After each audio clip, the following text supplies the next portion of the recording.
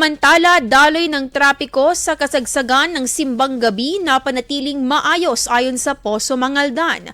Para sa detalye, narito si Idol Denise Brillante. 104.7 IFM Report. Tuloy-tuloy pa rin ang operasyon ng mga otoridad dito sa bayan ng Mangaldan ngayong Kapaskuhan at sa papalapit na pagsapit ng bagong taon. Naging maayos ang pangkahalatang pagdaos ng 9 na araw ng simbang gabi at misa de Gallo sa Mangaldan, partikular sa pagsunod sa batas trapiko. Ayon sa panayam ng IFM Dagupan, ipinahayag ng Public Order and Safety Office Mangaldan ang naging bunga ng heightened security status operation sa bayan. Nag-umpisa po kami nung start yung simbang gabi at nagsasara po kami ng maiksing karsada dyan po sa harapan ng simbahan.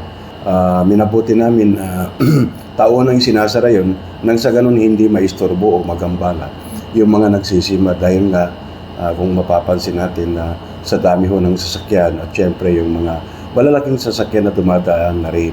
So far so good, nakita naman namin na maayos yung daloy ng trapiko dahil nga sa pagmamando na rin ng ating mga kasamahan na traffic enforcer dyan sa kalsada o dyan sa Rizal Avenue. Aniya, isinasara ang maliit na bahagi ng kalsada sa Rizal Avenue tuwing simbang gabi at misa de Gallo para sa kaligtasan at kaayusan ng mga dumadalo. Bilang resulta, maayos ang naitalang pangkahalatang daloy ng trapiko ng Poso Mangaldan. Gayunpaman, magpapatuloy pa rin ang kanilang operasyon hanggang sa pagsapit ng bagong taon. Muli namang nagpaalala ang ahensya sa publiko ukol sa mga dapat gawin ngayong Kapaskuhan at sa pagsapit ng bagong taon. Mag-iingat po tayo palagi at kung kayo man ay aalis ng inyong bahay, ay siguraduhin na wala pong nakailaw o nakabukas na ilaw dahil nga isa rin cause ng insidente yan na maging matupo ang inyong bahay. Kaya kung kayo man ay mabalak magbakasyon